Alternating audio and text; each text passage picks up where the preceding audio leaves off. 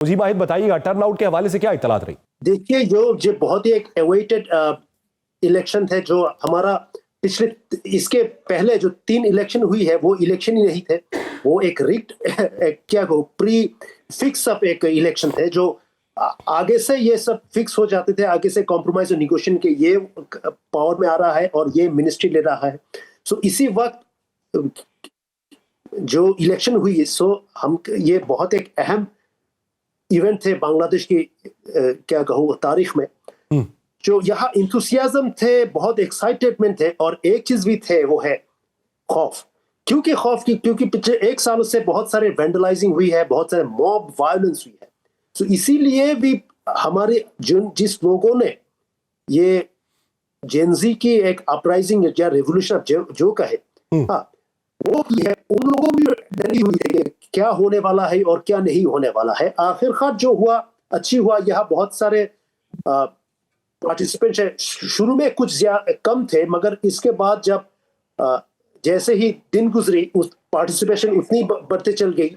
तो आखिरकार जो कहूंगा कि टर्नओवर तकरीबन 50 से 55 हुआ। 47 थी जब शाम के पहले तक, 40 तकरीबन 48% थे टर्नओवर। और ये हम कहते हैं कि अभी तक ये टर्नओवर रेट 50 या से 55 होगी, अभी ये फाइनल पोल्स नहीं आई। सो ये हमारे लिए एक अहम इवेंट है। और एक चीज, यहाँ बहुत सारे लोग बेखौफ गई थी, पार्टिसिपेशन हुई है, मगर हसीना वाजिद की पार्टी वो यहाँ पार्टिसिपेट नहीं करवाई, मगर उसके जो वोट बैंक थी वो भी बांट गई दूसरे 2 हिस्से में। एक जो माइनॉर हिस्से में वो जमात को वोट दी, क्योंकि जो बीएनपी लीडर्स थे, बीएनपी के लोग थे, वो बहुत टॉर्चर की, बहुत तोड़फोड़ की, उसके नाम भी चंदाबाजी की, इसीलिए उसका जो रेपुटेशन से वो बहुत गिर गई। मगर और इससे भी जो रेस्ट ऑफ देम थे, वो हमारा एक बहुत बड़ा प्रॉब्लम है, हम टिपिकली और स्टीरियोटाइप सोचते हैं। अच्छा ठीक है, अवामी लीग नहीं है तो वोट बीएनपी पे डालो। जैसे मैं एक छोटा सा एग्जांपल दूं, 2 मेजर पार्टीज जो इंडिया में है, या फिर कांग्रेस या बीजेपी, पाकिस्तान में ऐसे ही, या मुस्लिम लीग या पीपीपी, और इसके बाद आई है इमरान खान साहब की पार्टी, वो भी बहुत अच्छी की, मगर इनमें जाके क्या हुआ तो हम सब लोग जानते हैं। सो ऐसे ही हमारा सोच स्टीरियो है कि हम एक फिक्स माइंड फ्रेम में सोचते हैं कि या फिर अच्छा ठीक है, या फिर बीएनपी को वोट डालो या फिर अवामी लीग। अच्छा ठीक है, अगर अवामी लीग नहीं है तो बीएनपी पे वोट डालो, बीएनपी नहीं है तो अवामी लीग पर वोट डालो। यानी तीसरे ऑप्शन के ऊपर जाना जो है वो गवारा नहीं है, एक टिपिकल सोच है, स्टीरियोटाइप। नहीं, इसके बारे में ज्यादा सा क्या कहूं, 90% लोग इसके बारे में अवेयर नहीं है। Repeat the term. माहिद की बताइएगा कि बुनियादी तौर पे बीएनपी और जमात इस्लामी का जो इत्तेहाद था, इसमें कोई एक विजन, कोई एक नैरेटिव जो दोनों तरफ मुख्तलिफ हो, कोई एक नारा या कोई एक स्लोगन जिसने जमात इस्लामी को पॉपुलर किया या बीएनपी के लिए वो रीढ़ की हड्डी साबित हुआ? Let me tell you, BNP का बहुत अच्छे से पॉपुलर थे। उन्होंने जो हमारा ऑनरेबल रिस्पेक्टेड तारिक रहमान साहब आए हैं, उन लोगों के एक चीज कहा, जो एक हिस्टोरिकल इवेंट से ये रिपीटिशन है, वो है, उन्होंने कहा I have a plan, just like saying Martin Luther king ने कहा आई हैव अ ड्रीम। उसी तरह उन्होंने कहा प्लान है, ये प्लान है, वो प्लान है, ठीक है। मगर सबसे एक चीज, उनका पार्टी मेंबर में नहीं कहूंगा कि उसका नाम पे बहुत सारे नेगेटिव एक्टिविटीज हुई है, वेंडलाइजिंग, चांदाबाजी, डकैती, मॉब वायलेंस, बहुत सारे नेगेटिव, क्या कहूं, एंटी सोशल एक्टिविटीज और एलिमेंट्स उसका नाम पे इस वक्त जो है ग्राउंड में है। इन्हीं की वजह से उसका रेपुटेशन, क्या कहूं, उसका इमेज थोड़ा खराब हुई। मगर यहाँ इस वक्त जमात के एजेंडा क्या है? इनको एक स्लोगन थे कि हम अगर पावर में आ जाए, हम क्या करेंगे, हम इंसाफ करेंगे। अब ये टर्म, ये इंसाफ कहा, ना बांग्ला ना अंग्रेजी, जो उर्दू या फारसी है इंसाफ, वो इंसाफ ही क्या कहा। सो देखिए, इन लोगों ने बहुत strategically, tactfully, step by step गई।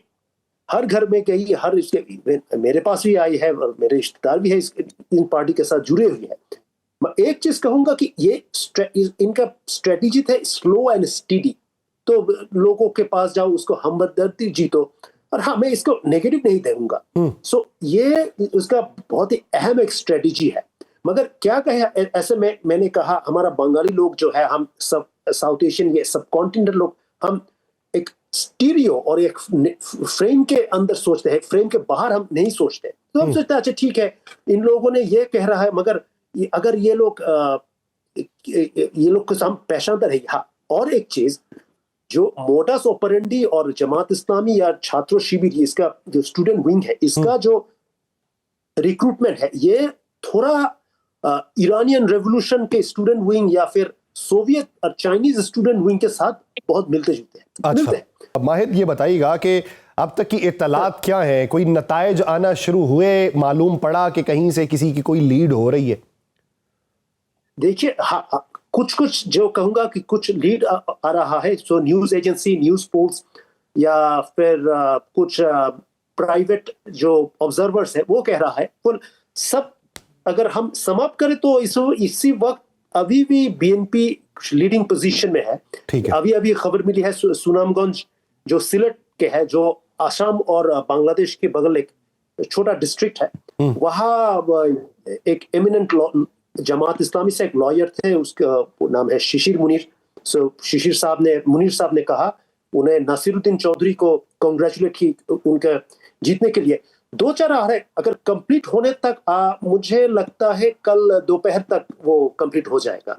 मगर अभी भी हम फाइनलाइज कुछ नहीं कह सकते। अभी भी जमात इस्लामी की स्ट्रेंथ है, हम उसे भी इग्नोर नहीं कर सकते, हम अंडरस्टिमेट भी नहीं कर सकते। मगर अब ओवरऑल सोचे तो हमारा जो टिपिकल सोच है, तो लोग बीएनपी के वोट करेंगे। अच्छा माहिद, एक चीज बताइए, टिपिकल सोच या स्टीरियोटाइप की सोच, इसको एक तरफ रखें, आप ये समझते हैं कि उस सोच में इतनी स्पेस है कि इसका जो इलेक्शन का नतीजा रहेगा वो उसको कबूल करेंगे? देखिए, अगर हम सोचे जो इलेक्शन के बाद जो होगा, तो इन लोगों ने आपका जब हमारा साथ जो ऑनरेबल गेस्ट है, उन लोगों के लिए बहुत अच्छे तरह की कहा कि इलेक्शन में जो जीतेगा उसके लिए इसको आफ्टरमैथ जो होगा वो सबसे बड़ा चैलेंज है। ये मतलब ये नहीं कि इलेक्शन जीत गए तो हाँ हम 1 महीने तक हम मौज मनाए या क्या कहूँ जश्न मनाए, ये नहीं।